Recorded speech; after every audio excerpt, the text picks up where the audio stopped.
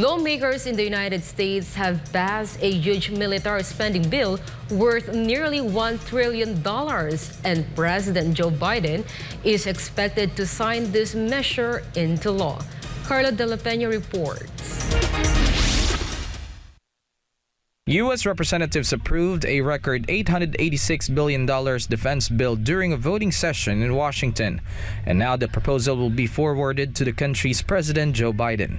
The U.S. Congress voted to approve the 2024 National Defense Authorization Act, or NDAA. The yeas are 310, the nays are 118, two-thirds being in the affirmative. The rules are suspended. The conference report is agreed to, and without objection, the motion to reconsider is laid on the table. It was also passed during the Senate in an 87-13 vote. The bill included a pay raise for the U.S. troops and the possibility of the purchase of weaponry, including ammunition, aircraft, and ships. It also includes $300 million in additional aid for Ukraine, which is a tiny percentage of what was originally sought for the country by the White House. It is also reported that the bill includes a short-term extension of a surveillance program that aims to prevent terrorism and identity potential spies.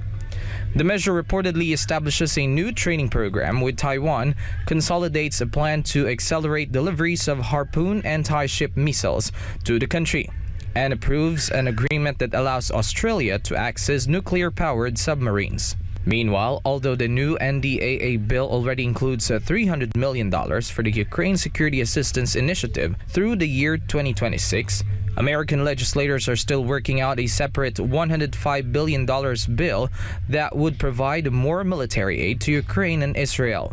The $886 billion defense bill is so far the largest military spending authorization in U.S. history. The bill was passed separately in the House and the Senate earlier in 2023. However, it faced long negotiations with lawmakers struggling to create a final version to send to Biden's desk. The bill's approval comes 2 days after Ukrainian President Volodymyr Zelensky visited the U.S. Congress. Last week, the Senate blocked the Biden administration's bid for $100 billion in funding for Ukraine, Israel, and other projects. Republicans and U.S. analysts have also expressed concerns about the scale of the total funding for Kyiv and the lack of a breakthrough in the latest counteroffensive. Following the latest budget setback, Biden claimed that Republicans were willing to literally kneecap Ukraine on the battlefield and damaged our national security in the process. The U.S. has provided $111 billion in total to Ukraine during the conflict with Russia. But Moscow has repeatedly accused Washington and its allies of interfering and escalating the conflict and said that deliveries of weaponry will only prolong the fighting and won't change the outcome.